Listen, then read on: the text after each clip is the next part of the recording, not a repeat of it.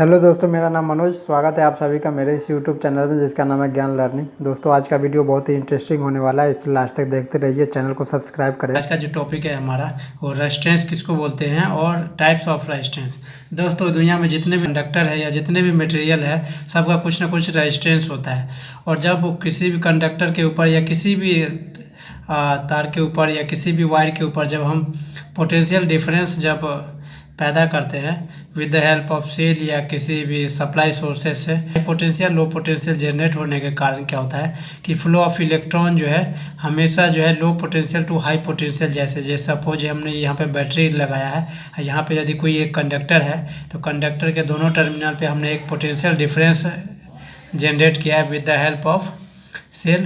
तो उस कंडीशन में क्या होगा कि यहाँ पे इलेक्ट्रॉन जो है ना low potential to high potential की तरफ मूव करेगा, लेकिन फ्लो ऑफ करंट जो होगा ये high potential to low potential. तो फ्लो ऑफ करंट का जो डायरेक्शन होगा ये होगा और इलेक्ट्रॉन का फ्लो जो है ना इस डायरेक्शन में होगा।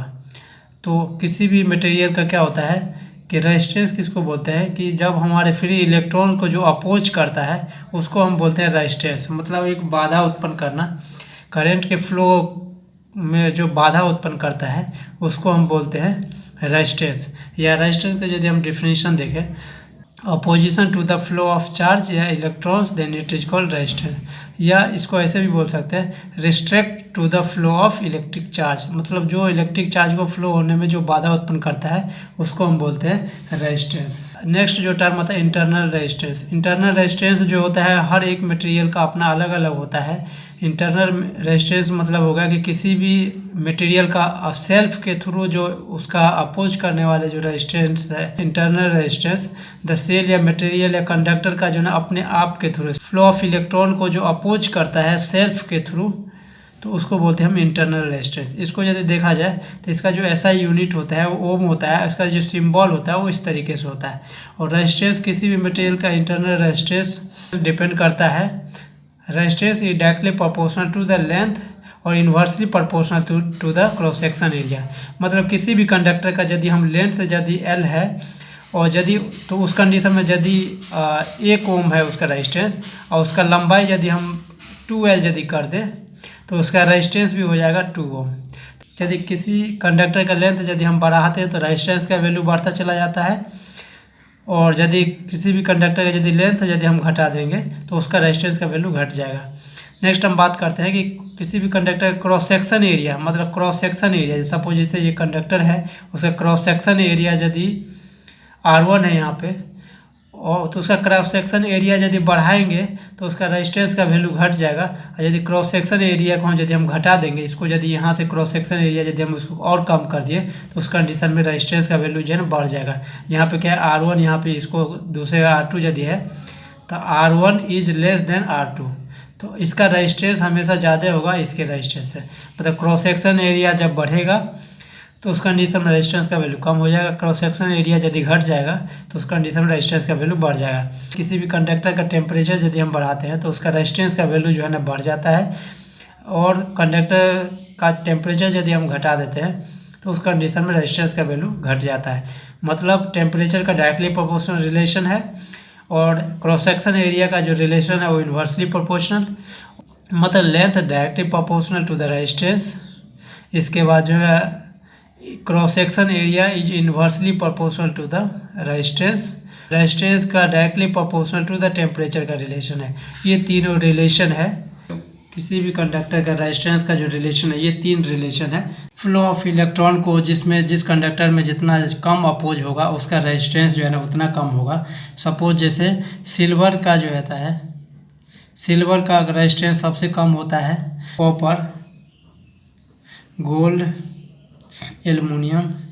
इसका रेजिस्टेंस यदि R1 है, इसका यदि R2 है, इसका यदि R3 है, इसका यदि R3 है, इसका R4 है, तो इस कंडीशन में R1 का रेजिस्टेंस सबसे कम है, R2 का R3, R4। सबसे कम रेजिस्टेंस वाला जो मटेरियल है वो सिल्वर है, उससे ज़्यादा कॉपर का है रेजिस्टेंस, उससे ज़्यादा जो है ना गोल्ड का है, उससे ज़्यादा जो है ना एल्युमिनियम का है। किसी इलेक्ट्रिकल या इलेक्ट्रॉनिक सर्किट में जब हमें रेजिस्टेंस को जब हम बताना होता है सिम्बॉलिकली, डायग्राम जो है ना इस तरीके से हम बनाते हैं। Types of resistance.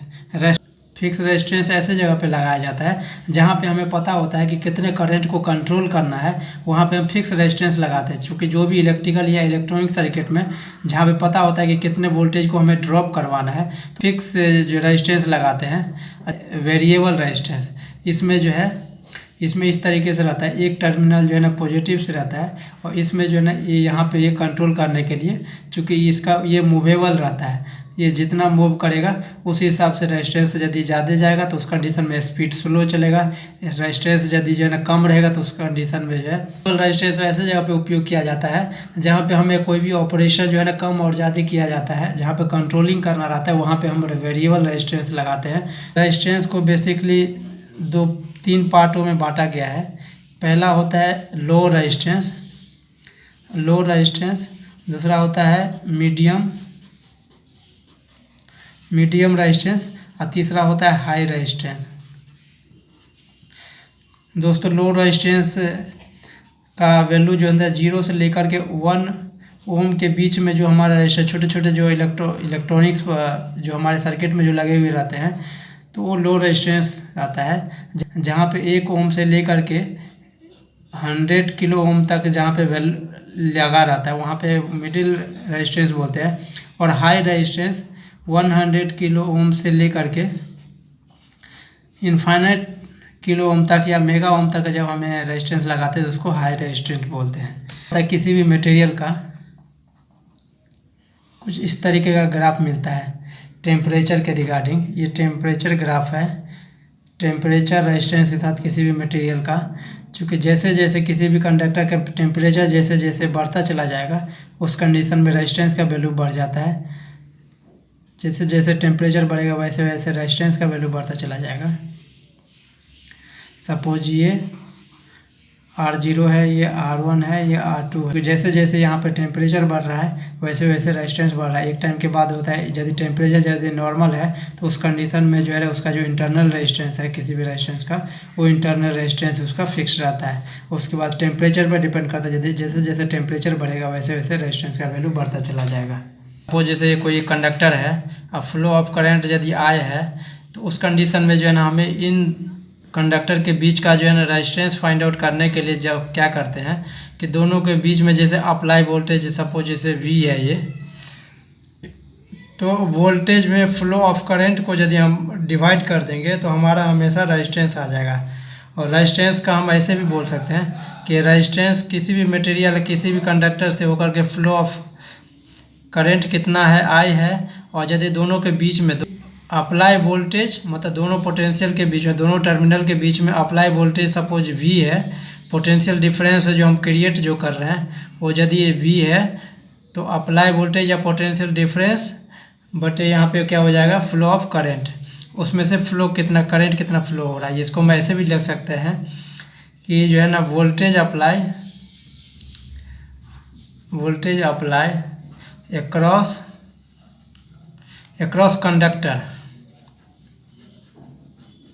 कंडक्टर के अक्रॉस में जो हम कितना वोल्टेज अप्लाई कर रहे हैं, वोल्टेज अप्लाई के कारण जो फ्लो ऑफ करंट है,